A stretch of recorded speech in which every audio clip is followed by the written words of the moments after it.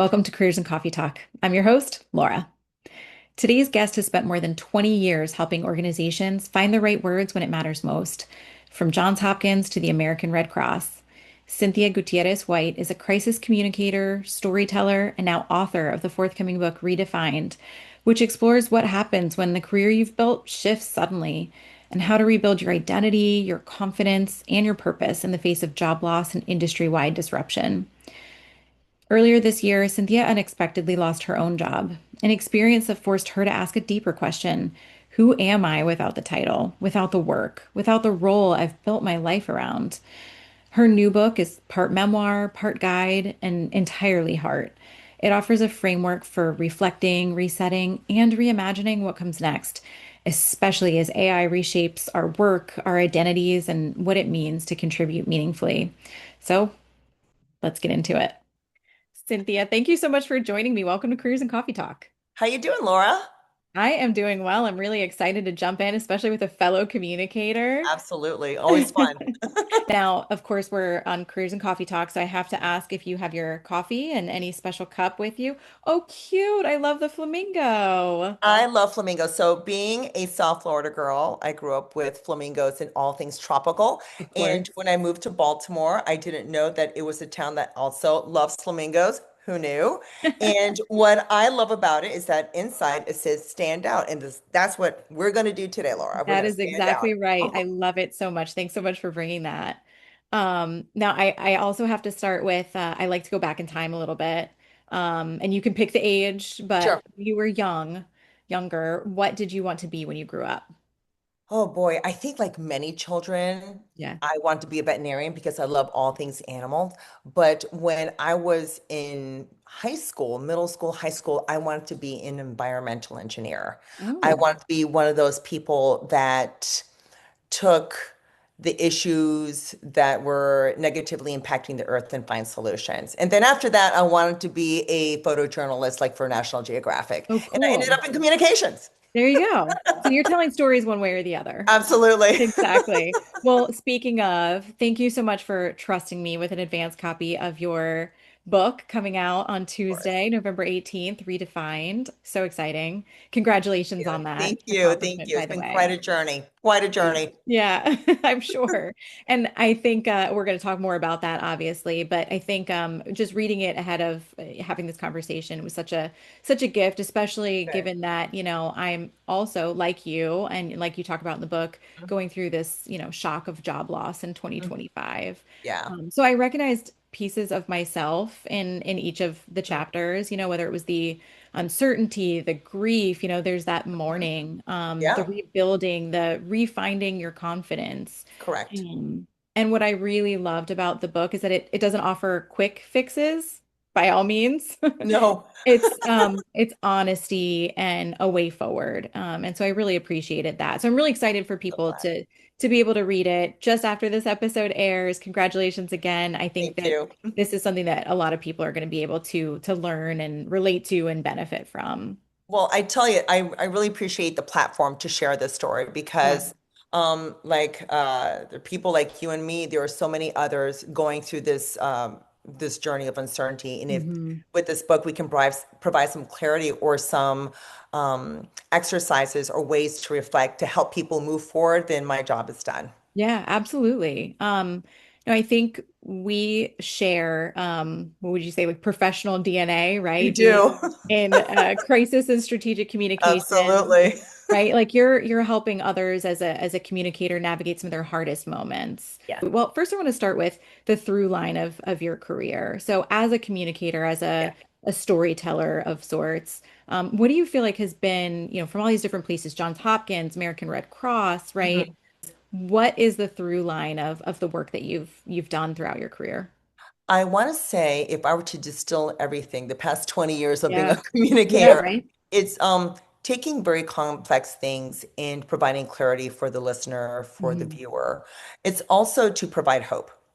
At the end of the day, no matter all the different places, institutions that I've had the pleasure, the privilege to work for, is to provide hope for people. So Yeah. whether it's, and I know you can relate to this, with your time at FEMA, Oh, my yeah. time at the American Red Cross, we are helping people either to prepare for a disaster or to weather the storm or Mhm. to recover or rebuild afterwards. So we are there hand in hand helping people move forward after a man-made or a nature type of disaster that impacts their community. When I worked in healthcare, it was helping, well, for 10 years, I was at Miami Children's Hospital, Yeah. now called Nicholas Children's Hospital.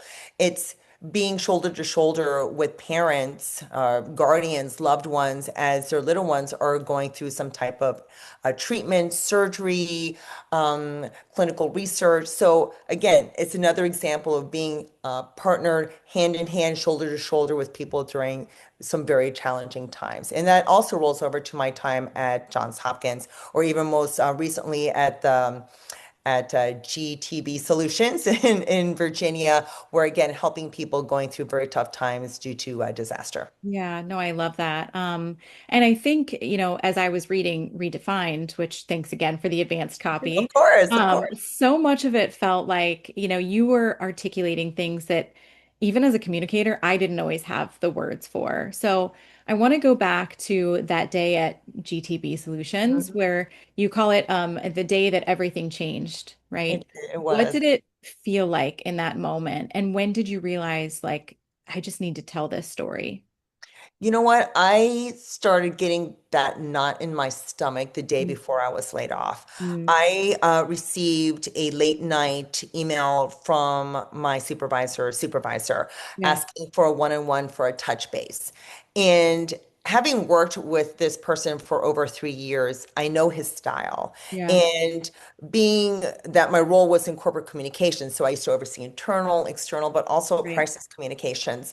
We had the type of relationship that if we are going to be facing something or something requires me to put on my crisis communications hat on, this person would connect with me quite directly, whether it's a quick phone call, text, or Mm, something. So I've never received until that day a touch base type of request. yeah. So I remember going to bed thinking, okay, something just doesn't feel right. You know how you had that Oh, feeling in the sure. pit of your stomach? That's Of your course. instinct. Yeah. It tends to be pretty loud and clear.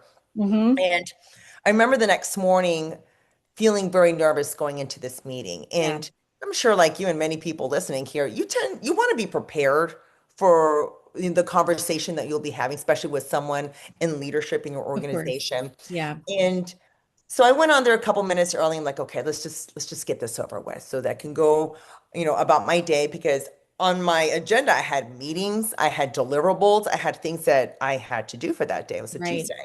I was very honest with him though. It's like, there's something about this meeting that just doesn't sit well with me. So if you Yeah. don't mind, let's just go ahead and jump right into it.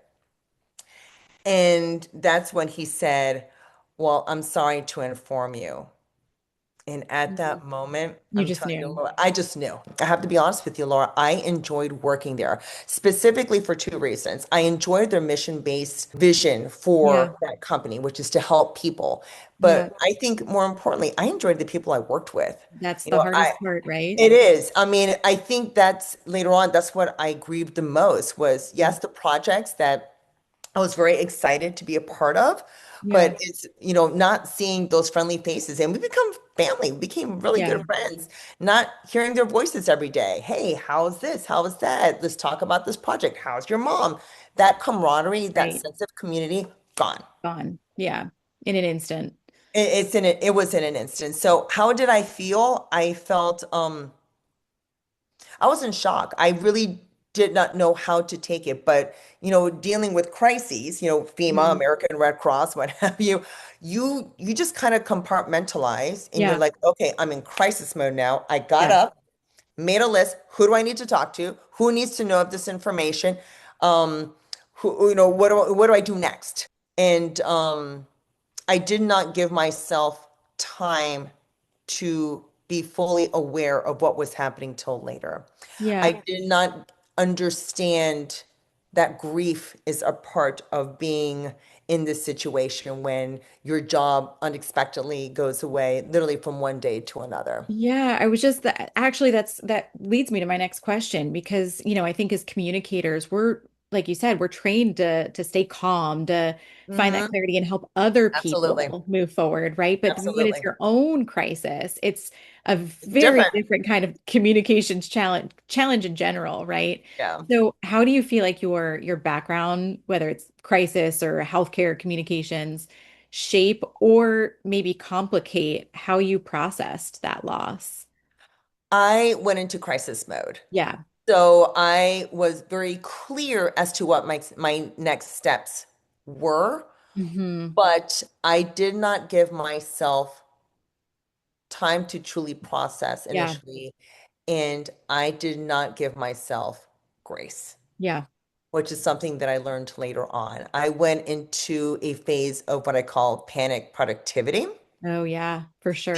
because that is just who I am. That's just what I do. And again, when you are in the trenches dealing with crisis after crisis, you drudge through, you make it happen. You figure out what the problem is and you try to find the solution. Exactly. And but when it's you that's in the center of it, you're finding yourself that the rug has been pulled from underneath you and you're trying to regain your balance.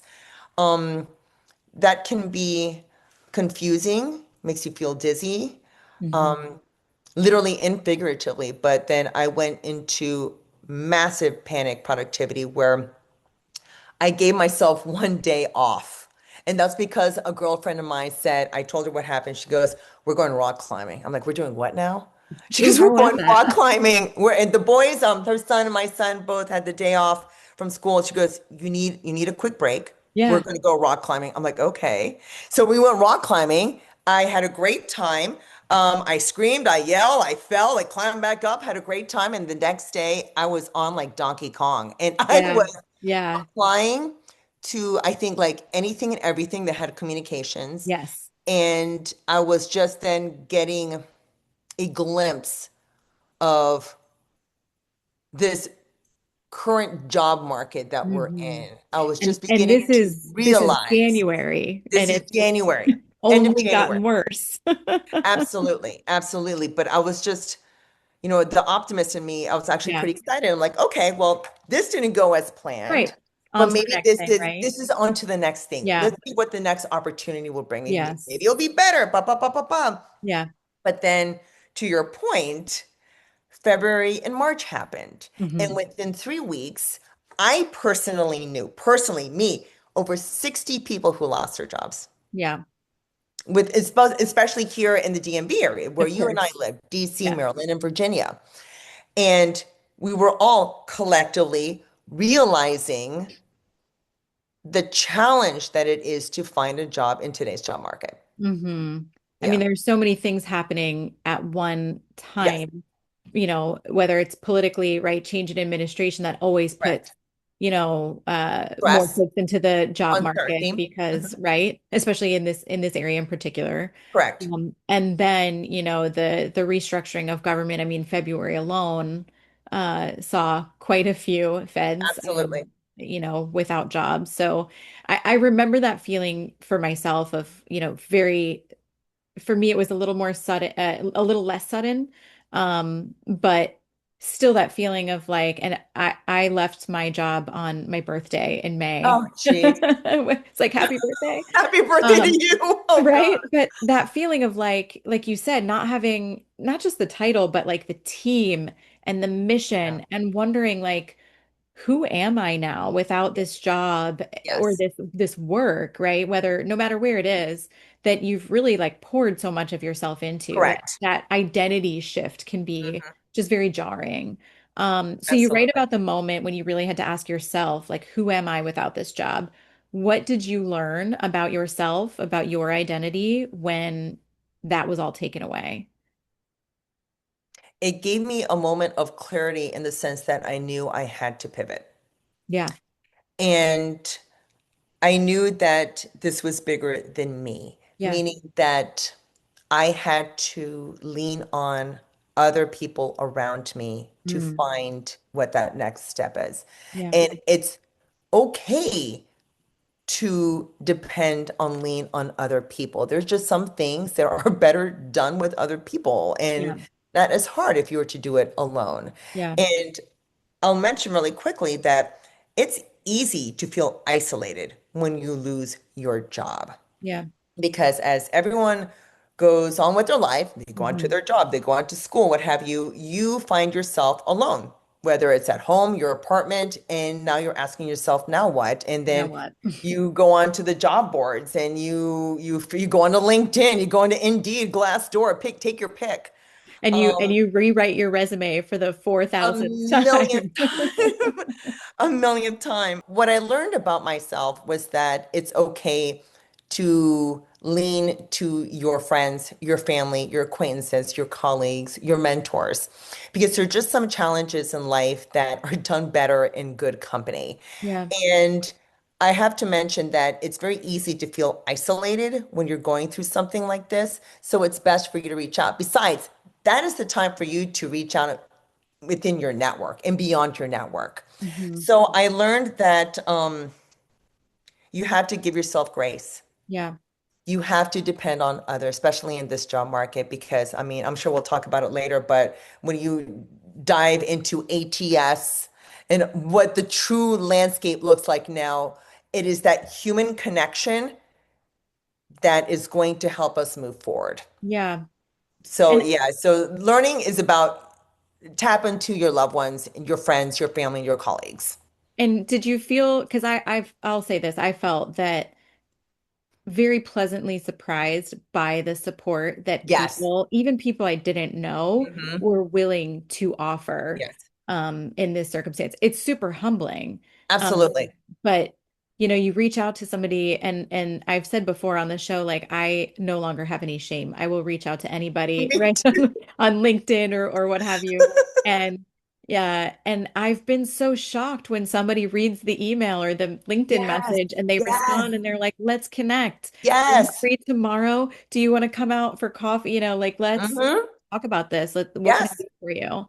I think one thing that you captured is something that a lot of us have felt in this kind of new landscape of, a lot of it like this year, just in 2025, that job Yes. loss, it feels like it's happening faster. It's more transactional. It's super dehumanizing because of things like technology and economic uncertainty and just how public everything is now, right? Hmm. What do you feel like makes job loss today fundamentally different from job loss in the past, like in the Even previous? 5 years Yeah, ago, right, right. or even maybe a couple of years ago. Yeah. I think you hit the nail on the head, Laura. I think, um, the excitement of technology has Mhm. helped the labor force, the job force in many ways. Yeah. But I think in that excitement, in that speed to be more efficient, we lose what makes us human. Yeah. And that's connection, Hmm. that's empathy.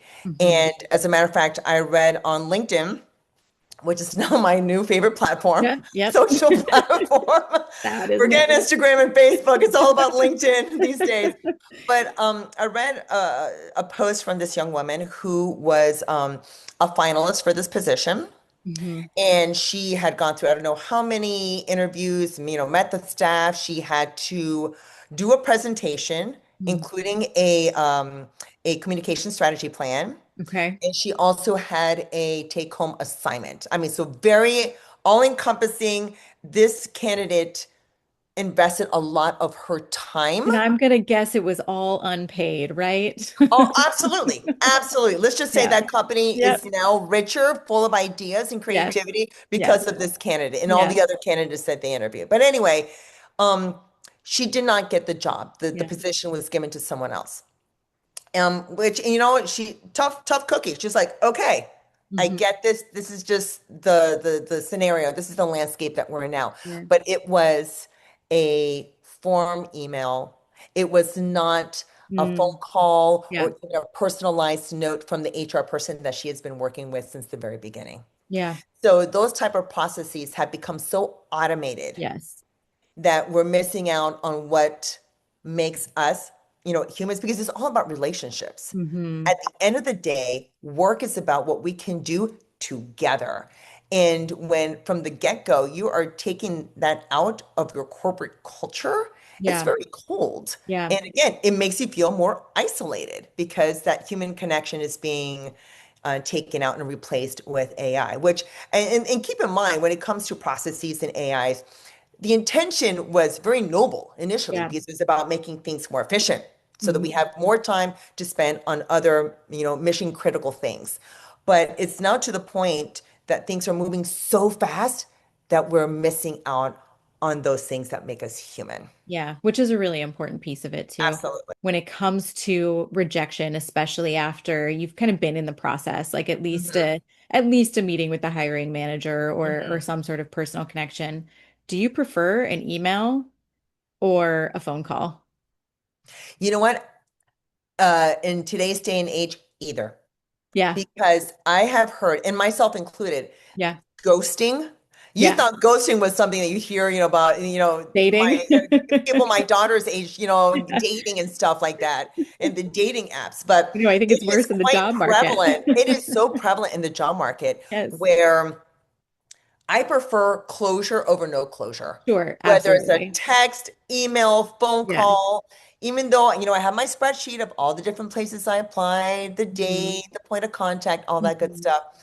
Just just give the candidate, Closure. the courtesy, Yeah, of saying we went in another direction yeah, or we have decided not to fill the position at this time. You know yeah, what? It takes you 2 seconds. yes, And I understand with HR, they are dealing with a variety of different open positions, a multitude of candidates, but yeah, seriously, 2 minutes to say we went another direction. Thank you for your interest, so forth and so on. yeah. Because guess what? That is also PR. If you look Right. at it, you Oh, put on your yeah. communicator's hat, Oh, yeah. the way that I perceive your company or I Not perceive your so good corporate now, culture, right? not that good, when Right. you ghost me, you couldn't even get back to me. Yeah. I got an email telling me just that, the position has been closed and they went with Yeah. another candidate 2 weeks ago for a position that I applied to in February. Oh, yeah. It's so funny when you've forgotten that you've applied to a job Yes, and then yes. you get rejected. You're like, well, thanks. I wasn't even really thinking about this It's like, anymore because it's been 6 months, I but thought you had already moved on, but thank you. And you know thank what? you. Yeah. And I kind of posted on LinkedIn. I said, you know what? At least I now know where they stand. Right. And Right. now I can cross it off the list. Again, it's just professionalism and decent courtesy. It's just Yeah. courtesy. So to answer your question, Yeah. either way, Yeah. Yeah. Yeah. I think I text, prefer the email, phone email, but call, I do appreciate when they're open to a phone call if yes, they're willing or any sort of feedback because I will typically ask whether I get it or not, depends. Um, I have been surprised at the willingness in some cases to provide feedback really. though. I have been. I I always haven't been ask. lucky. I Yeah. haven't been lucky in that I've sense because, I've like you, I've yeah. circled back, and that's when I get ghosted. I'm always very appreciative, Yes. even if it was critical, tell me. Hmm. Tell me so I Yes, can do better next time or just, keep that in mind because I think the market that we're in is so different. It's so challenging. It's also so different for me personally, like coming from public service, it's totally different. I mean, this is absolutely. not at all what I'm used to. So I always appreciate any kind of feedback. But I do want to go back to kind of the AI of it all, right?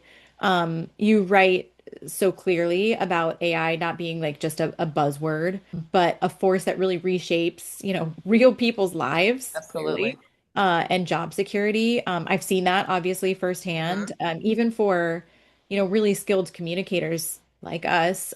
It's just really tough. So, how do you see AI and automation specifically impacting, mid-career professionals and maybe more importantly, what should people be preparing for now, especially those who are in the job market currently? That is a lot to unpack because Yes. it because it's a lot. And you're right. This is not science fiction. It is science reality. Yeah. Yeah. And No kidding. so much has happened, talking about things happening very quickly. Yeah. From the time that I first submitted my manuscript to the publisher to now, Hmm. I feel like AI has gone even faster, and the impact Yeah. that it's having throughout the workforce is Yeah. even faster. Um, I think AI, depending on you look at it, you have people like Jeff Bezos, who currently was saying, all of his to all of his Amazon staff that we should be super excited about AI and we should not be afraid of it. Yeah. But as an employee, I'd be like, well, is this going to take away my job, Right. or is it going to make things easier? Yeah. I think, and keep in mind when you turn on the TV, listen to a podcast, read, the Washington Post, Chicago Tribune, what have you on your phone, we're also trying to figure this out as things are happening. There Yeah. is Like in no real time. playbook. There is Yeah. no playbook to this. Yeah. There's no crystal ball. So I think those who are going to be successful are the ones who learn quickly and adapt. This Yes. is going to be a race of adaptability. Yeah. So I agree that this new technology is going to impact mid-career people such as you and me, even though neither of us were laid off due to technology or Right. to AI. But look Yeah. around you or read any article, and you see other industries that are being impacted and where employers are being laid off, Yeah. and usually in mass as well. Um, I think why we feel like it may be hitting mid-career in particular is because we are learning to adapt. We went from fax machines to AOL and internet, and now there's this whole new revolution, Yeah. this new industrial revolution 3.0 that is literally impacting almost every facet of the workforce. Yeah. But if you think about it, it's not just mid-career, it is also entry level. So you look at young professionals Yeah. and the positions that were usually slated for graduates, MBA, what have you, they're no longer as readily available as before. Why? Because now you have machine learning AI that would do the job of a team of recent graduates. Right. And not only that, it would do it in a matter of minutes Yeah. Right. what would take, let's say, a team of like three recent graduates to do in a week or a month or two. So I'm talking about um, entry-level positions in accounting, even in research, or even in law, where you have to take so much data and information, whether it's written information, like doing your due diligence, looking up cases and helping your attorney build a case. Right. Now with large language models, Right. And you it is. look at, Yeah. yeah, in seconds. Yeah. Accounting, where you have to take large amounts of data and numbers and go through them, clean the data, make sense of it. That's done now with machine learning, like that. Yeah. So I think we're all going to be impacted. And as a matter of fact, there was, I think, on CNBC and actually in all of the major news outlets, they were talking about now white collar executives and employees now getting laid off, from Amazon, from Yeah. Salesforce. Oh, yeah. And we're not talking about 1,000 here, 1,000 there. We're talking like tens of Yeah. thousands of people Right. who thought that the job that they were in, or at least the industry that they were in, were pretty secure. Yeah. One thing that I learned when I was researching for this book is that basically there is no industry that is 110% secure anymore. Well, I mean, the federal government used to be Right. You will job retire, security. Yeah. Right. retire, And if but here, that is not, then I mean, there it just really isn't there right. at all anymore. And it has rippled to, the private sector, Or NGOs, and healthcare. absolutely. So how do we pivot? How do we redefine your next step Yeah. or plan your next step? So if you haven't found yourself in a position where you have to make those decisions now, such as you and me, Yeah. but you should be thinking, okay, what does my job look like in the next year or maybe in the next 5 years? Yeah. What are some of the capabilities that I have now that you think are going to be changing or taken away from you due to technology? So this is the time where you have to truly reflect Hmm. on the skill sets that you have, the position that you own, and what is going to be changing in the future, whether it's for the sake of efficiency, Right. effectiveness, cost savings. You need to be very critical of what it is that you bring to the table that AI cannot do versus the things that AI can do. And what you want to do is you want to get ahead of the game. So if you can identify the things of your job that you know is going to be impacted by AI, learn about it. Yeah. Learn about it. You want to be one of the people leading your company and working side by side with AI than someone who's left behind and whose job Exactly. was taken over by AI. Yeah. You know what I'm saying? So now is the time to think, differentiate. What is it something that only you can do? What are the things AI can do? Figure out what that is and get ahead of the game. Yeah. I love Take that. courses, talk to people. Maybe, I mean, go online. There's so many courses that are either relatively inexpensive or even free Yeah. on new skill sets that people are going to need in the future. Yeah. Big fan of Coursera for that. I think there are some Absolutely. great courses there. Yeah. I think that's a great point that, you're kind of, it's here, whether we It's like it or here. not, right? Like Yep. you're either going to advance, use it to advance, or you're going to be left behind. I think that's a really important point. I also want to talk about you kind of frame out three phases: reflection, reset, and reimagine. But I love your emphasis first. Let's start with the first one, Sure. reflecting. I love the emphasis on reflection. It's not just a step, right? But kind of an emotional permission slip, if you will. And I know that was something that kind of initially you didn't allow yourself. So something you kind of learned from the process. I know for me, the months leading up to and then immediately after leaving public service were some of the most maybe introspective of my entire career. For you, what does reflect, what does that phase look like in practice? And what surprised you most about your own reflection process?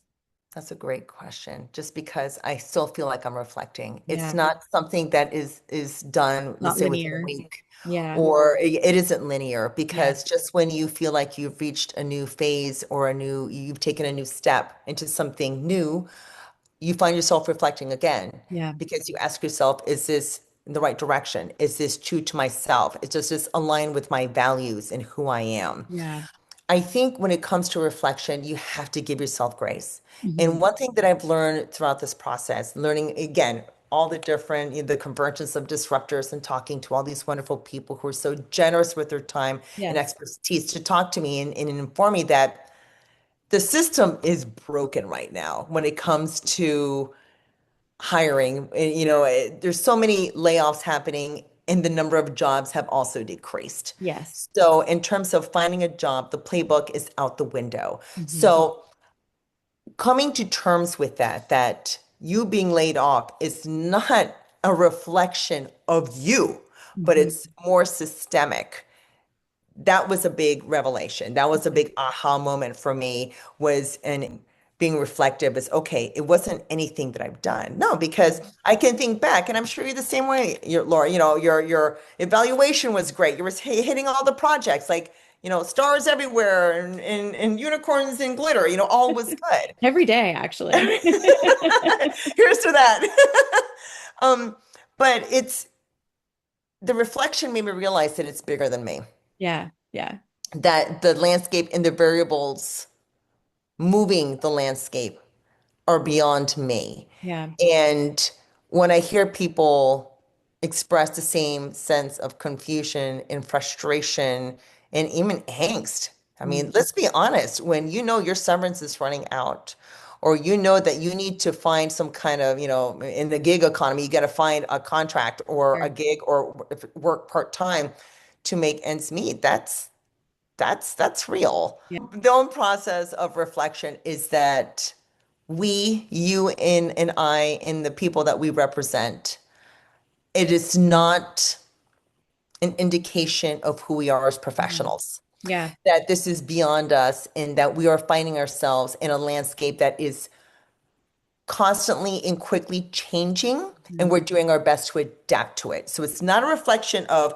the work that you did or the Yeah. work that I did, is that we are finding ourselves figuring out what's next because we're put in a position that we were not asked to be in. Yeah, no, absolutely. And I think that can be one of the hardest Hmm. things to remind yourself because it does feel very personal. Absolutely. It's not, but it feels that way. And it's Hmm. hard not to feel frustrated or like you're doing something wrong. I have to say, I see people around me getting jobs, and I'm so happy and Hmm. motivated by that because I'm like, Yes. okay, people are getting jobs. That's Yeah. good, right? But it's also like, well, what am I doing What wrong? about me? Yeah, what about me, right? When is my time coming? So Yeah, that can be one of the most challenging things, I think, is just to absolutely. remember it's not about you. And I think that's very honest of you to say, Laura, because like you, whenever, especially on LinkedIn, when you have that one, graphic with the confetti and I'm all that good thrilled stuff, to announce. I'm thrilled to announce, boy, I'm thrilled for you. I And I mean am that. I am. truly I'm with you because it's like that is one less unemployed person right. in the market. That's Yeah, one less candidate that is vying for the same job that yeah. other people are And it going gives you, I after. think it gives you hope, right? Like Yes. that there aren't many jobs out there, and some of them I wonder if they're real. Yeah. Yeah. But No. Yeah. that people are getting hired, and that's great. Then the next phase that you talk about is resetting. So rebuilding confidence and structure, right? You Right. write that the reset phase is where you start to rebuild that. And I have felt that deeply Good. too. The small steps, the finding your routine, right? Reconnecting with some of the strengths that maybe you even forgot that you had.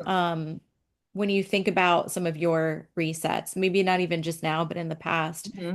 um, emotionally, Hmm. practically, what has helped you stabilize, particularly in this case with the kind of the initial shock?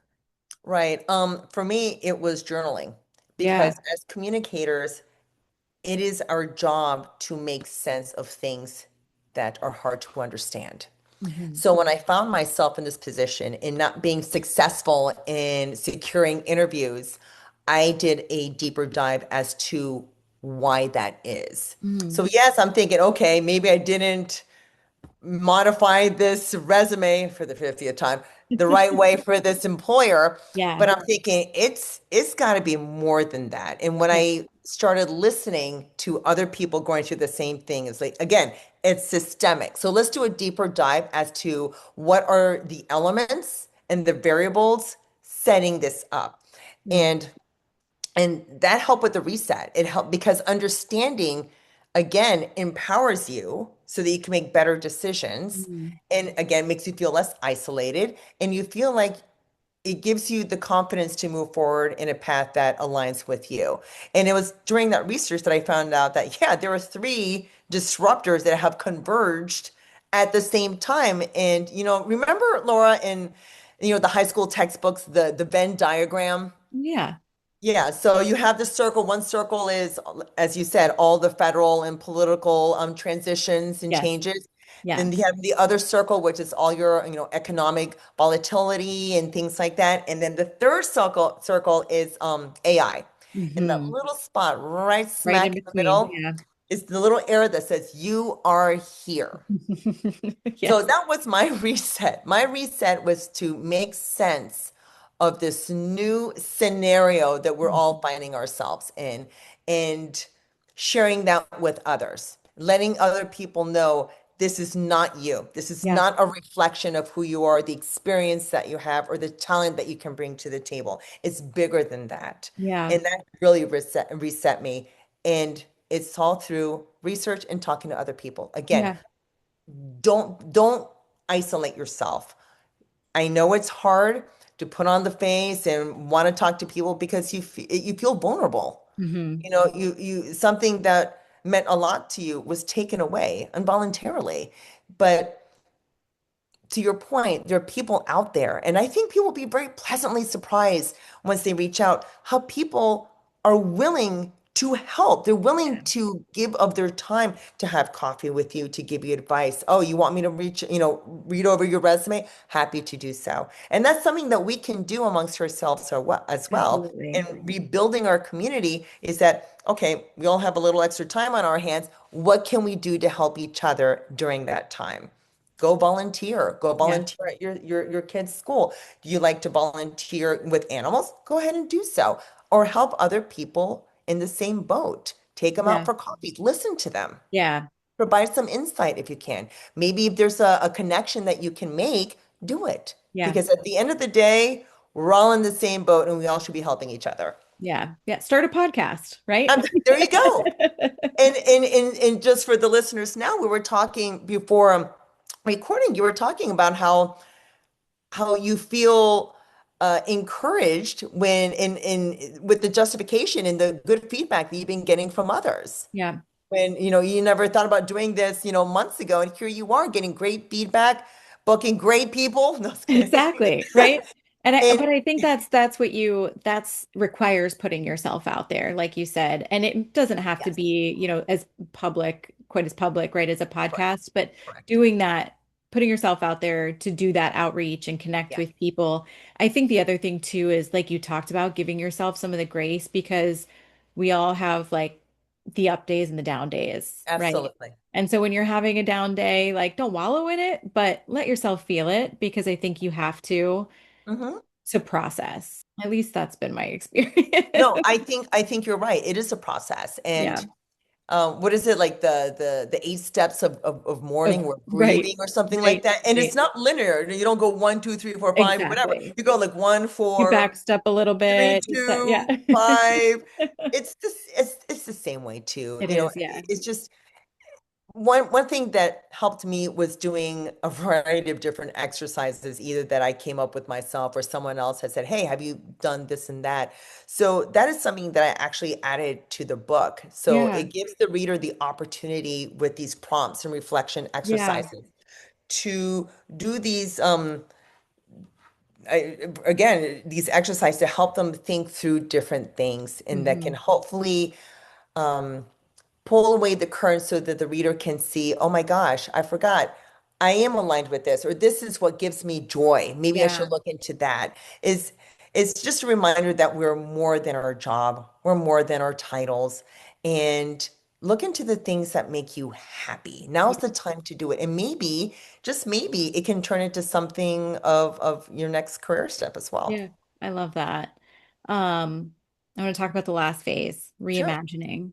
So kind of seeing beyond the immediate loss, right? You call the final phase reimagine that, and it feels so empowering because once you've lived through that worst case scenario and you've Yes. survived it, Yes. the future, right, is a little bit less scary because it's never going to be as bad as that day. No. Or, how do you find the courage to Hmm. reimagine your own future? And what would Correct. you tell someone who's maybe still in that shock and Yeah. too overwhelmed to see where the possibility lies? I say look in your past, to Mm, your past, because you are the culmination of everything that you've accomplished. yeah. And you asked me earlier about why this book was also part memoir. Mm, And that was my exercise in putting down writing some of the accomplishments that I've done in the past 20 years, all the different people that I've, all these great organizations that I've had the privilege to work for. You are also the everything that you have done so far. And this is literally a bump in the road. And mm, it's going to require you to reflect, to ask yourself questions as to how are today's disruptors impacting me and what can I do about it? Just yeah. remember that you are empowered. The power is in your hands to take that next step. And just take the time to reflect as to what it is that will align with you and again give you joy. There's this one person that I interviewed in her book. Her name is Andrea, and she's amazing. She used to work for USAID. She was let go, and she, like all of us, had a bumpy ride finding her next job.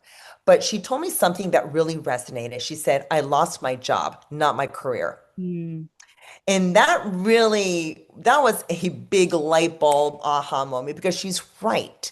But ever since she was a little kid, she used to be one of my volunteers at the Red Cross in Miami many, many years ago. But to see her now as a woman starting her own family, it's amazing to see, complete full circle. yeah. But ever since she was young, She never felt comfortable, despite a feeling, the security of her full-time job.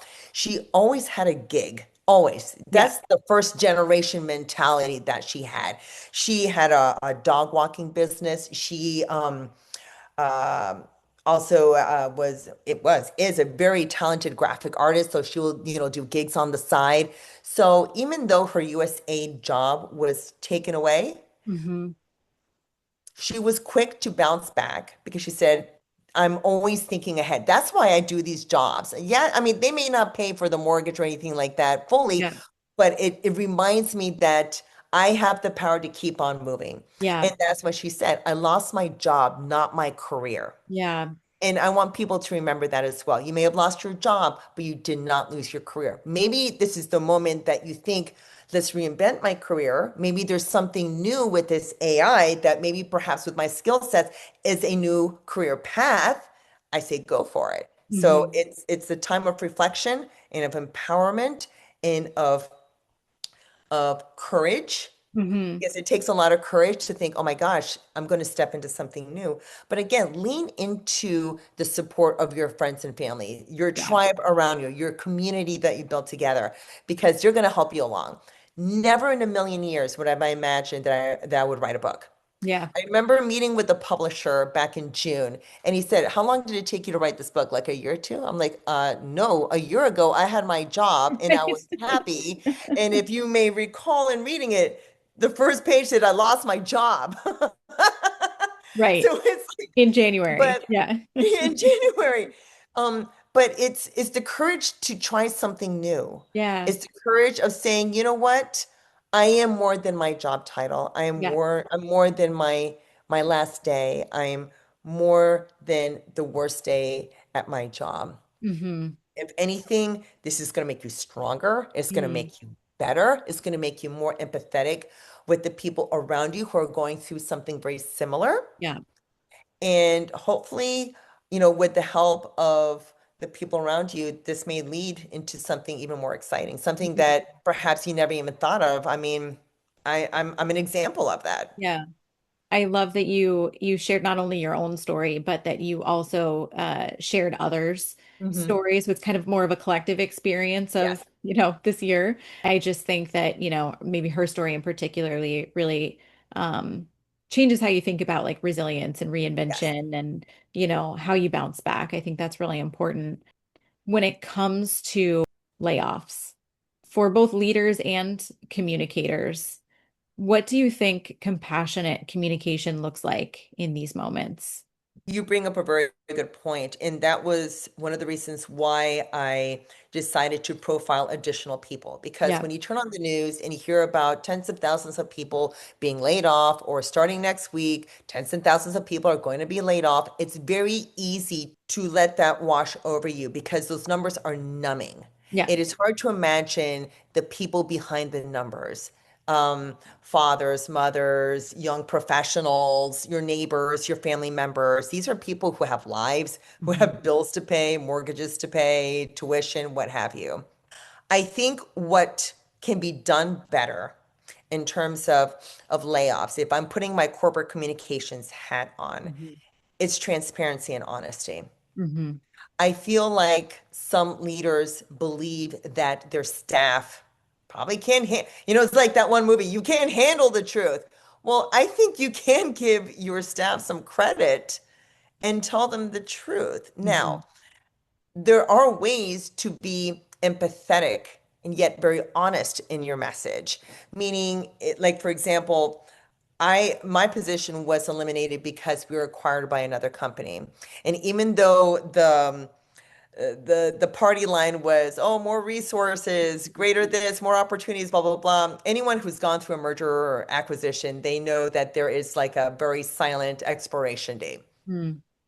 Um, it would have been nice if perhaps we were told, or being the internal communications person, I would have helped with that, to let, the team know that there may be some disruptions, that they may be some as we merge, there may be some duplications in terms of roles. We're going to be taking a look and see how we move forward. At least let people know so they're not taken by surprise. Hmm. Now, something that has happened, let's say with the feds, starting in February and even to now, is the honesty of we're still going through a transition. Hmm. And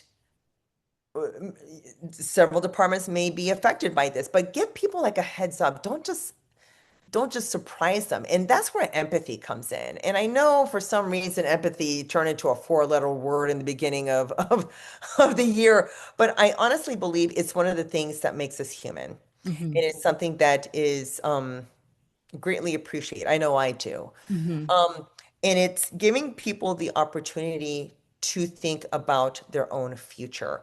I think some reason why leaders keep that news close to their chest and are not so easy to divulge is for fear that people are going to leave in droves. It's like the mice on the Titanic. They're the first ones, to run out.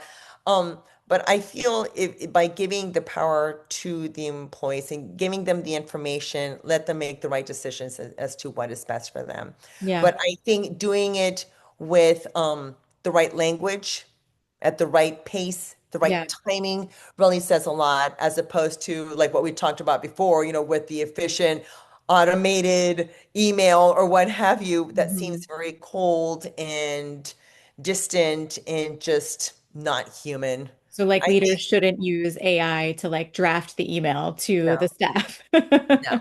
I think if anything, it's an opportunity for leadership to truly show their leadership Hmm. in delivering not so good news in a Hmm. very empathetic, clear, Yeah. transparent, and honest manner. Yeah.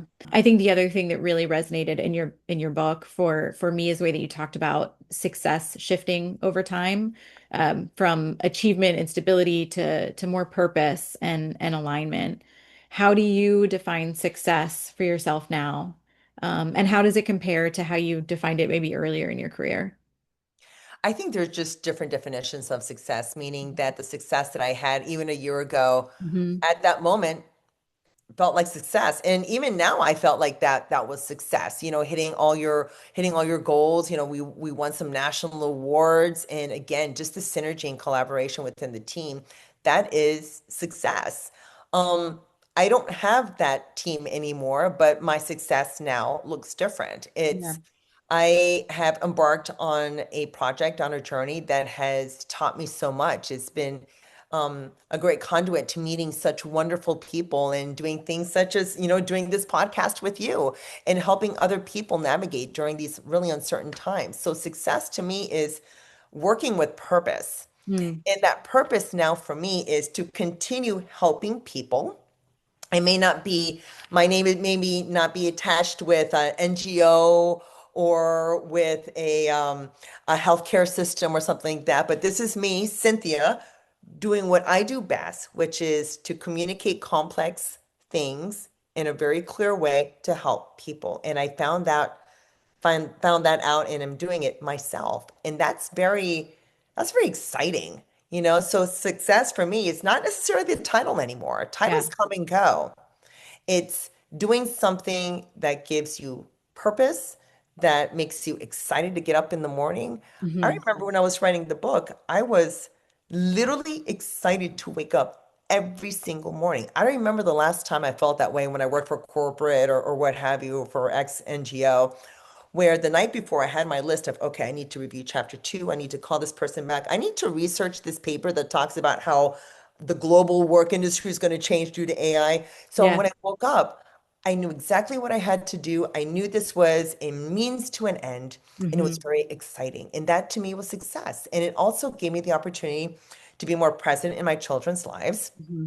um, to pursue other hobbies, Hmm. and that to me is success. And do Yeah. I have a VP by my name? Do I work for a Fortune 500 company? I don't. But if you do it and you're happy, that's your success. And I'm Yeah. so happy for you. But for Yeah. me, this is what it looks like. having coffee with my friend Laura, talking about all the transitions that we've gone through. To me, that's success. Yeah, I love that so much. I love your ability to turn what was a really painful experience, and I'm sorry that you had to go through it. But to turn that into, clarity and finding community and then making this guidebook for other people. I mean, it's just it's extraordinary. What do you hope that Redefined becomes for your readers? And what's next for you on this journey? I tell you what, my goal at the end of the day, and keep in mind, I never set out to write a book, like I said a year ago. Yeah, I just yeah. found myself in this situation and I did my best to make sense of it and to make it easy to understand for other people going through the same situation. Hmm. So the goal at the end of the day is to hopefully impact as many people as possible. And I don't mean just mid-career people, but anyone who finds themselves in a crossroads and in not only the career, but in a crossroads of their lives, because I Yeah. feel like there are things that we can do to reflect that will help us take that next step. And that's what this book is about. I'm very clear in the very beginning, this is not a how-to manual. I am not a data analyst. I do not write codes for AI or what have you. That is not me. That is That's MIT somebody else. Yeah. guy. So that's some guy in Silicon Valley. But what I am is I'm a person who can help others by understanding all the different factors that are happening right now in Mhm. today's job market and hopefully make them feel more seen and less isolated, that you're not alone in this journey. There's so many more of us. We're a community, and hopefully with this book, it will empower them for their next step, and hopefully is their next step. Their next step is their best one yet. I love that. Speaking of next steps, starting on Tuesday, where can folks find Redefined? There are several places. You can go to Amazon.com, also through our publisher. So I publish with Amplify Publishing Group. They're based out of Virginia. They have a bookstore there as well. And very exciting. It's pretty cool that, I'm finding myself in a position that I'm kind of writing the book, no pun intended, writing the book as I go along. And hopefully will accompany a lot of people in their journey as well as they find their next step. Yeah, I love that. And where can folks follow your work? And like you said, you're kind of writing as you go. So there's more to Right. come, I'm sure. We'll see. I mean, let's see what else, comes to pass. And like I said, I've learned so much and I've met so many wonderful people in this journey. I can only imagine, even a month from now, all the wonderful connections and people that I will meet. They can follow me on LinkedIn, Cynthia Gutierrez White, also my blog, which is yourselfredefined.blogspot.com. Awesome. Thank you so much for sharing. I appreciate you being here and sharing your story. I think you're going to help so many people between, our conversation today and the book. And I just thank you for the work that you're doing and continue to do. I know titles aren't important, as important to you anymore, but I congratulate you again on the title of author. It's awesome. I still can't believe it. People tell me you're a published author. I'm like, I am. It It's takes some real. time to get, pinch me, but yeah, it's taken some time to get used to. But thank you very much. It's been a journey. It's been really exciting. Awesome. Well, it's been a pleasure having you today, Cynthia. Good Thank luck you. with everything. Thank you. Bye bye. And that's a wrap on this episode of Careers and Coffee Talk. Big thanks to our guest today for pouring out so many great insights. And hey, thanks to you for hanging out with us. If this episode gave you a little jolt of inspiration or made your day a little bit more brewed and balanced, be sure to click that subscribe button so you don't miss what's coming up next. Got a minute? Drop me a 5-star review. It's basically the podcast equivalent of buying me a fancy oat milk latte. Quick disclaimer though, the views expressed in this episode are personal and do not reflect those of any organization. This conversation is not an endorsement of any company, product, or service. It's just real talk over virtual coffee, okay? So until next time, stay curious, stay caffeinated, and keep chasing the career that makes you feel the most alive. Catch you next time.